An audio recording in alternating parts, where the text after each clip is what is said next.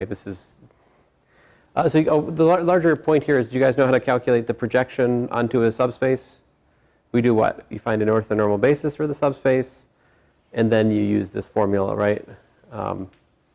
Well, sorry, this is actually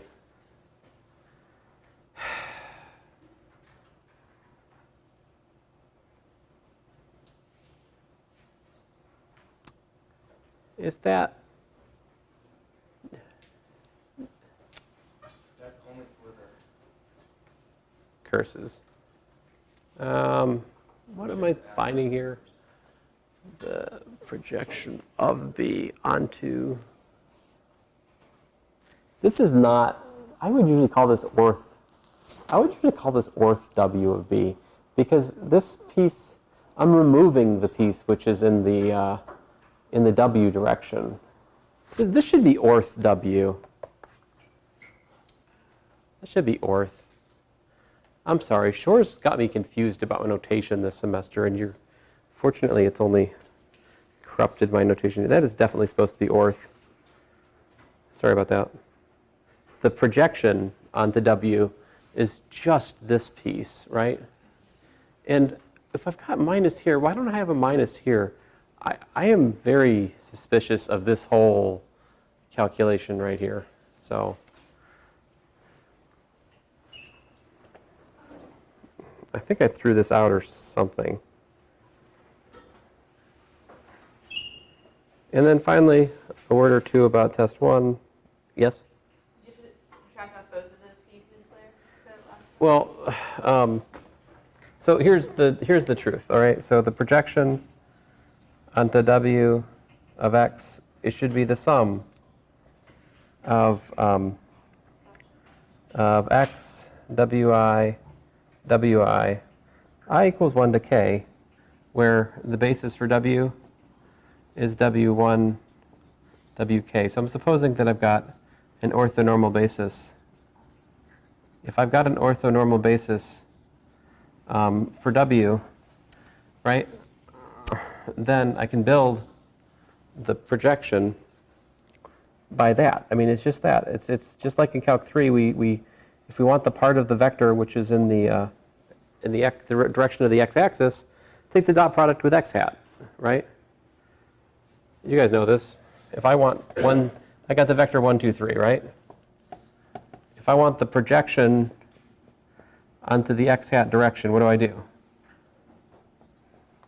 I do v dot x hat, and then I multiply by x hat, right? That's going to give me 1 times x hat here. If I want the projection onto the, xy plane, what do? I take v dot x hat plus v dot y hat, because x hat, y hat is a,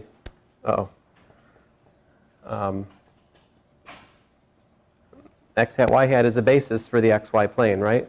So if I'm building projections on the subspaces, I don't need a minus, Orth, on the other hand, it's got the minus. Orth W of X is generically X minus the projection onto W of X, okay? And so that's a different thing. But the terminology Shores uses in places got me confused. I'm sorry, guys. It's my own fault. If you have any confusion about whether I'm asking for projection versus orthogonal projection on the final, you just come ask me, and I'll try to be as clear as I can with you about it, okay? And finally, just go back to test 1 for just a second here, and then we'll wrap it up. So what do we do in test 1? Oh, complex arithmetic, right? Tell you what, I will not test complex arithmetic on the final as a show of goodwill to you. How's it sound? So just test 2 and 3? What? So just test Except I will test complex arithmetic if it comes up in the context of a complex eigenvector question, but I won't ask this kind of question because honestly, folks, I'm tired of grading it, number one. Elementary matrices. You need to know about elementary matrices like we did? Remember those elementary matrices? Rewrite a system of linear equations as an actual matrix problem. You probably should go back and look at this one. This problem actually tied into this tensor bookkeeping thing that I didn't get to. The motivation for this problem was to connect to the tensor and the bookkeeping theorem, which sadly we have not got to. You guys should be able to hit these out of the park now if you go back and look at them, right? So, yeah. What? Daddy done? Is this a long class? It's kind of long, I know. I'm sorry. It's Tuesday, Thursday. That's the format. I know. It's annoying. Not for me. Linearization. So you might want to go back and look at this if you're rusty. Look at number 6. I asked number 6 before we got to what? If you look at back, yeah, we had not talked about eigenvectors or eigenvalues at the point this problem came up, right? So in retrospect, can you see what this problem was trying to prepare you for?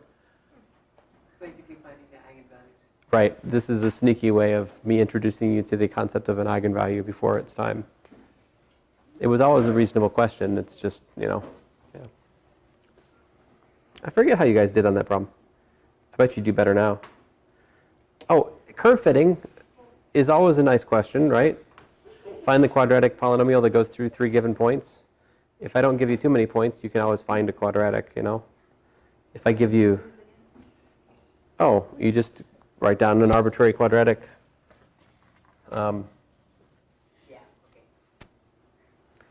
Basically you just look at ax squared plus bx plus c is your f of x, right? And then you plug in the values. Like, for example, 1, 3 tells me what? Tells me 3 is equal to a plus b plus c. There's one of my 3 equations. Any 3 equations, 3 unknowns, we're good to go. If I just give you 2 points, then you'll not find one parabola, you'll find an infinite family of parabolas. And one of those will just be the line that connects the 2 points. It'll be a degenerate quadratic. Sorry.